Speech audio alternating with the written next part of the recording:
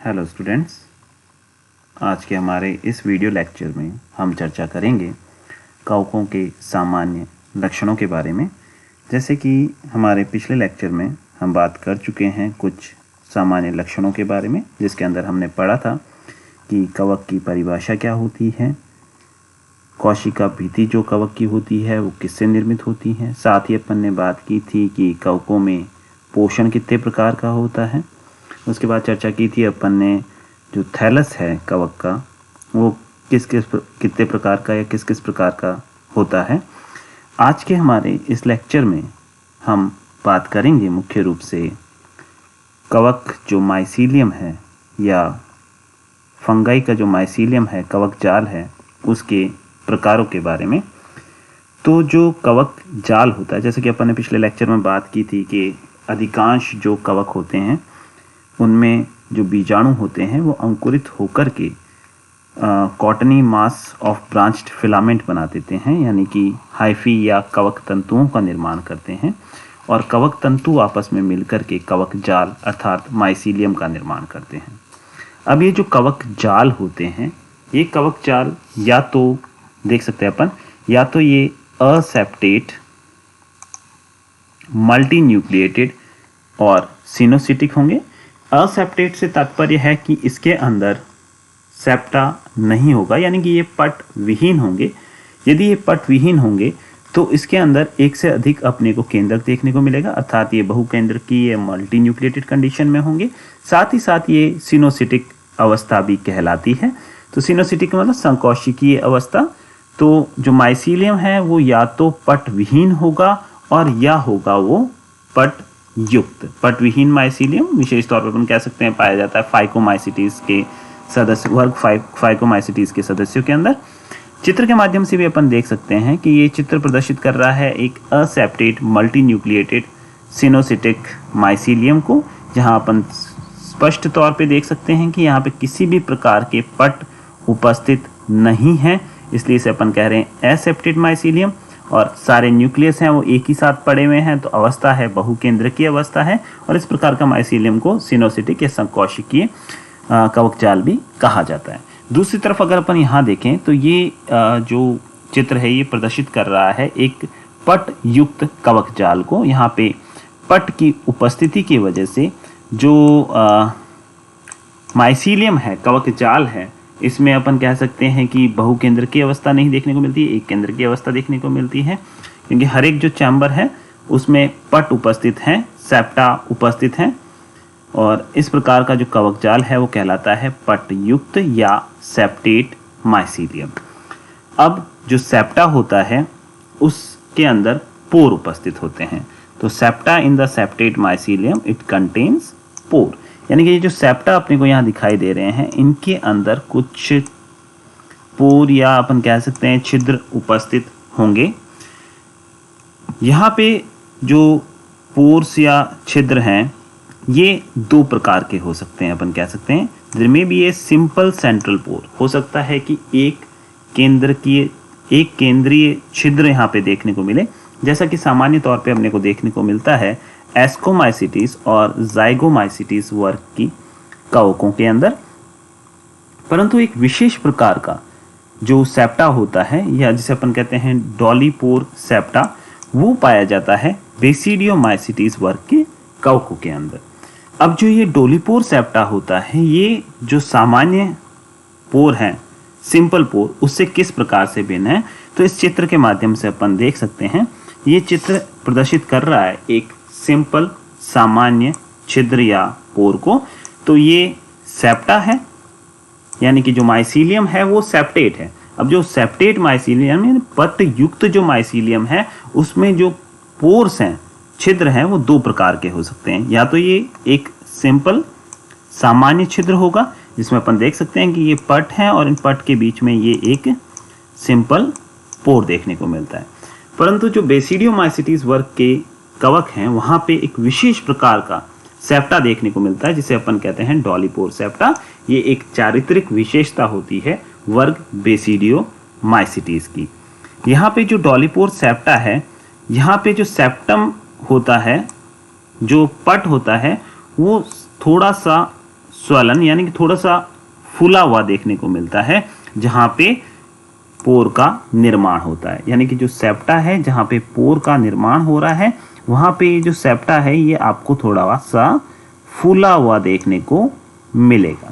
तो इस प्रकार का जो सेप्टा होता है उसे अपन कहते हैं डॉलीपोर सेप्टा, और इसमें जो पोर कैप होती है इसे कहा जाता है पैरेंथोसोम।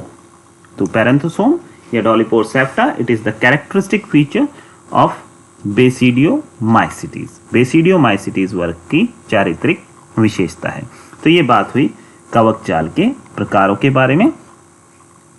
नेक्स्ट अगर अपन बात करें कि जो हाइफी है या जो कवक तंतु है, इसके कुछ रूपांतरण यानी कुछ मॉडिफिकेशंस अपने को देखने को मिलते हैं।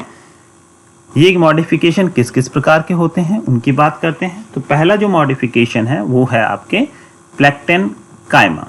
प्लेक्टेनकाइमा का मतलब है these are the false tissues which are formed by the aggregation of hyphae, यानी कि ये कुछ असत्य उत्तक होते हैं जो कि हाइफी या यूं कह सकते हैं जो कवक तंतु है उनके समुच्चय के कारण या उनके एग्रीगेशन के कारण ये निर्मित होते हैं।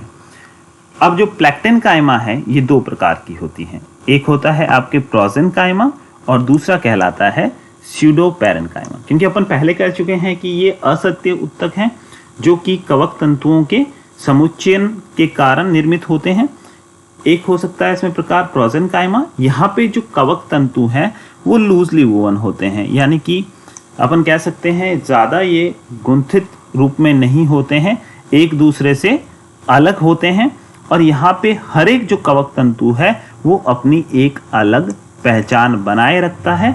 चित्र के माध्यम से भी अपन देख सकते हैं कि कवक तंतु आपस में एग्रीगेट होते हैं, समुचित होते हैं और समुचित होकर के निर्माण करते हैं प्रोजेनकाइमा का, जहाँ पे हर एक कवक तंतु अपनी एक अलग पहचान बनाए रखता है। दूसरा जो प्रकार है वो है स्यूडोपैरेनकाइमा। यहाँ पे जो टिश्यू अपन कह सकते हैं जो कवक तंतु है वो कॉम्पैक्टली वोवन होते हैं, यानी एक दूसरे से बहुत ज़्यादा अपन कह सकते हैं गुंथित रूप में होते हैं, एक दूसरे से बहुत ज़्यादा जुड़े हुए होते हैं, कॉम्पैक्ट होते हैं। और यहाँ पे जो हाइफी वॉल यानी कवक तंतुओं की जो भित्ति है वो आपस में फ्यूज हो जाती है और फ्यूज होकर के अपनी जो पहचान है वो पूर्ण रूप से खो देती है। तो ये अंतर होता है प्रोजेनकाइमा और स्यूडोपैरेनकाइमा के। दोनों ही फॉल्स टिश्यू हैं जो कि हाइफी यानी कवक तंतुओं के समुच्चयन से बनती है। एक में जो कवक तंतु है वो अपनी एकल पहचान बनाए रखते हैं, जबकि दूसरे के अंदर जो हाइफी वॉल या कवक तंतु की भित्ति है उसके आपस में घुलने के वजह से जो इंडिविजुअलिटी है हाइफी की वो लॉस्ट हो जाती है, अपनी कवक तंतु अपनी पहचान खो देते हैं। नेक्स्ट जो मॉडिफिकेशन या रूपांतरण है वो कहलाता है राइजोमॉर्फ। राइजोमॉर्फ में क्या होता है चित्र के माध्यम से भी अपन देख सकते हैं। ये एक जड़ के समान अपन कह सकते हैं मोटा स्तंभ होता है।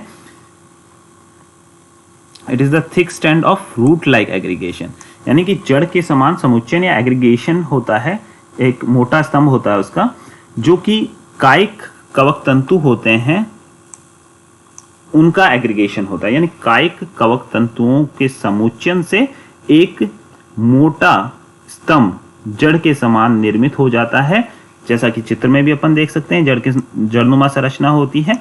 और इसके अंदर जो संक्रमण की क्षमता होती है वो बहुत अधिक होती है।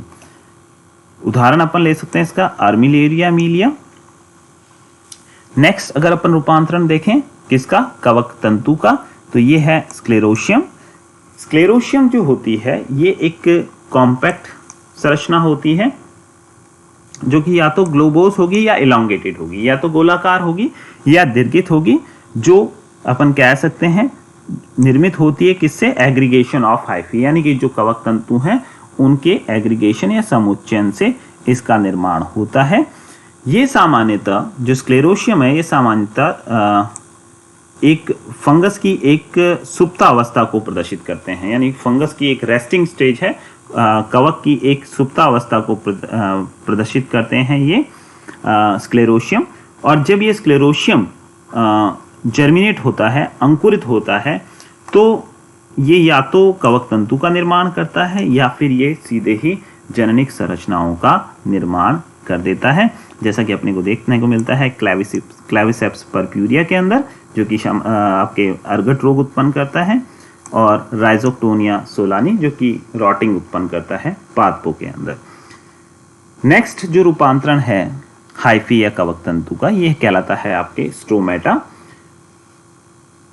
Any fungal tissue which forms the reproductive structure, कोई भी ऐसा फंगस टिश्यू या कह सकते हैं कवक का ऊतक जो कि जननिक संरचनाओं का निर्माण करे, वो कहलाता है आपके स्ट्रोमेटा।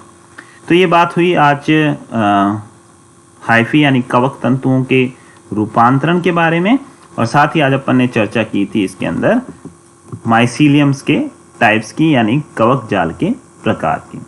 नेक्स्ट जो अपना लेक्चर होगा उसके अंदर हम फिर चर्चा करेंगे कवकों के सामान्य लक्षण के बारे में, और उसमें हम अपन अध्ययन करेंगे कवकों में पाए जाने वाले जनन के बारे में। धन्यवाद।